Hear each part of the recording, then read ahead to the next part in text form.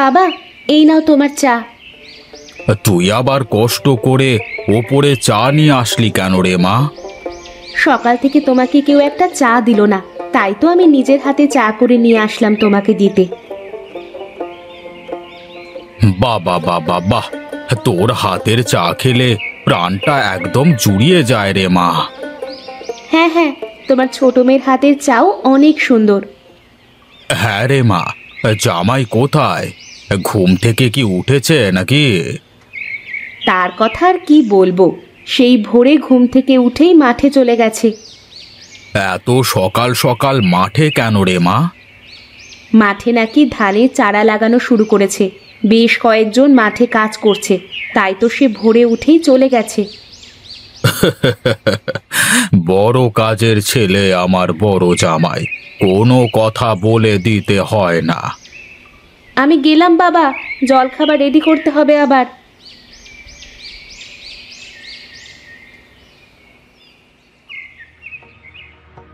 কই গো, তোমার কি ঘুম ভাঙলো? এত বেলা অবধি ঘুমিয়ে থাকলে যে শরীর খারাপ করবে। ও, আরে এত সকাল সকাল কি শুরু করলে বলো তো? বলি জামাইবাবু সেই সকালে উঠেই মাঠে চলে গেছে, আর তুমি পড়ে পড়ে ঘুমাচ্ছ এখনো? আরে দুষ, বাদ দাও তো ওই ছোট লোকের কথা। সকাল 10টার আগে ঘুম থেকে কারা ওঠে জানো? আমার অত জানার দরকার নেই, তুমি এদিকে এভাবে পড়ে পড়ে ঘুমাও, আর ওদিকে জামাইবাবু বাবার মন জয় করে সব সম্পত্তি নিজের নামে করে নি। শোনো গিন্নি, আমার মাথায়ও কি কম বুদ্ধি আছে? দেখো দেখো, সময় মতো বাজিমাত করে দেখাবো। এখন যাও যাও, আমার জন্য 1 কাপ চা নিয়ে এসো, যেন গরম গরম হয়, বুঝলে? ঠিক আছে, তুমি চোখে মুখে জল দিয়ে বসো, আমি চা নিয়ে আসছি।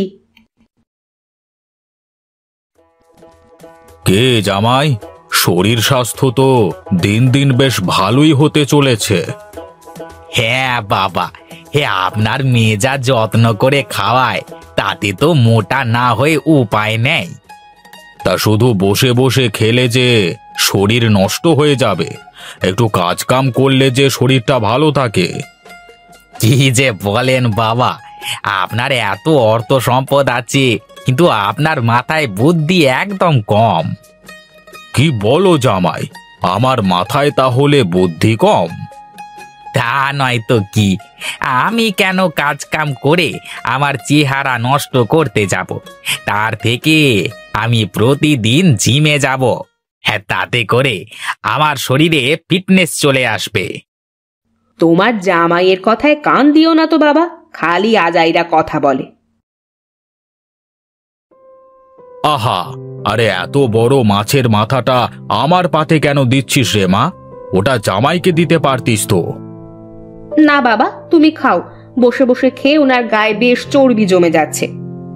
ও, খাওয়ার সময় অত কথা বলতে আছে নাকি? চুপচাপ খেতে দে তো সবাইকে। দেখো ছোট জামাই, দেখো বড় জামাই কেমন কৃষাণের সাথে কাজ করতে শুরু করেছে। তাছাড়া কি আর করবে বলুন বাবা? আমার মতো তো আর শিক্ষিত না, অন্য কিছু তো আর করে খেতে পারবে না। আরে না না জামাই, তোমার কোথাও ভুল হচ্ছে। তুমি বোধহয় বড় জামাইয়ের ব্যাপারটা ভালো করে কিছুই জানো না। কি আর জানবো, বিয়ের পর তো দেখছি সে সারাদিন এসব কৃষাণদের নিয়ে মাঠে ঘাটি পড়ে থাকে, একসাথে এক টেবিলে তো কখনো খাবারও খায়নি। এখানেই তোমার আর বড় জামাইয়ের পার্থক্য। বাবা, আপনি এই রোদের ভেতরে কষ্ট করে আবার আপনার আসবার কি দরকার ছিল বলুন তো? আমরা ভাবলাম যে দেখে আসি গিয়ে, যে বড় জামাই কি জমিতে গিয়ে একাই সব কাজ করছে। হ্যাঁ, তাই দেখতে আসলাম আর কি। কি যে বলো ভাই, তুমি তো লাট সাহেবের বেটা, আমার মতো মাঠে নেমে কাজ করলে বুঝতে মাটির কত গুণ। মাটির আবার কিসের গুণ থাকে? মাটি তো মাটি হয়। তা জামাই বাবাজি, তুমি বাড়িতে গেলে না, খাবারও খেলে না। খাবার তো খেয়ে নিয়েছি বাবা, কৃষাণদের সাথে ভাগাভাগি করেই খেয়ে নিয়েছি। বাহ বাহ বাহ বাহ বাহ বাহ, কত সুন্দর করেছো বাবা। তা কাজ কদ্দূর? এই তো বাবা, আর এই জমিটা হলেই সব লাগানো শেষ। ঠিক আছে বাবা, তাহলে কাজ শেষ করে তুমি আসো, আমরা যাই দেখি, ওদিকটা দেখে আসি গিয়ে।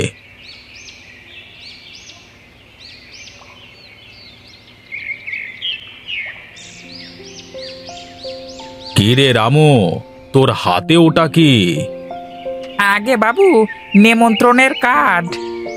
তা কিসের নিমন্ত্রণ রে? হ্যাঁ বাবু, আমার মেয়ের বিয়ে আজকে। শুধু আপনার জন্যই আমার মেয়ের জীবনটা বেঁচে আছে। আমার জন্য?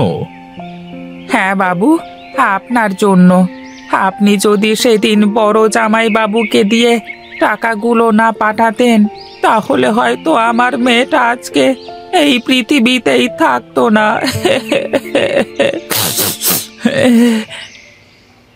কাঁদিস নে রামু, কাঁদিস নে। দে দে কার্ডটা আমার হাতে দে। বাবু, আপনাদের সবাইকে কিন্তু আসতে হবে। পরিবারের সবাইকে নিয়ে আমাদের বাড়িতে আসলে আমি যে ধন্য হব বাবু। ঠিক আছে ঠিক আছে, তুই গিয়ে আয়োজন কর, আমরা সবাই যাব।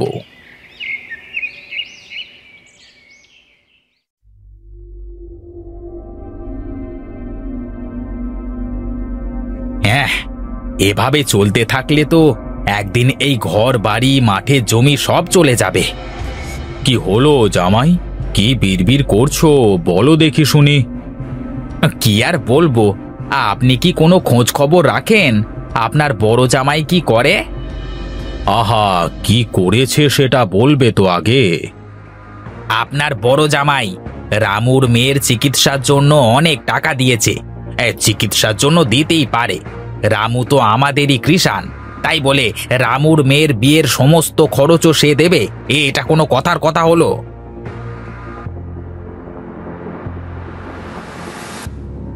কি ব্যাপার, কি গল্প হচ্ছে শুনি?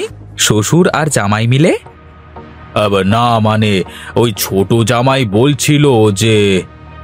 আমি বলছি বাবা, রামু তো আমাদেরই কৃষাণ, ওর মেয়ের চিকিৎসা থেকে শুরু করে বিয়ের সব খরচ আমি নিজেই মিটিয়েছি। বাবা বাবা বাবা বাহ, খুব ভালো কথা। এই জন্যই তো বলি যে দিন দিন মানুষের সম্পদ বাড়ে আর আমার শ্বশুরের সবকিছু কমে যায় কেন? কি বলতে চাও বিনোদ? তুমি না জেনে শুধু বাজে বকছো কিন্তু। হ্যাঁ তাই তো, আমি তো শুধু বাজে বকি।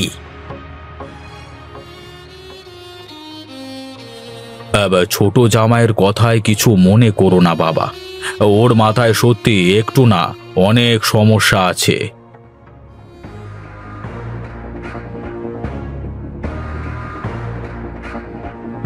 কি গো, তুমি এভাবে ছুটাছুটি করতেছো কেন?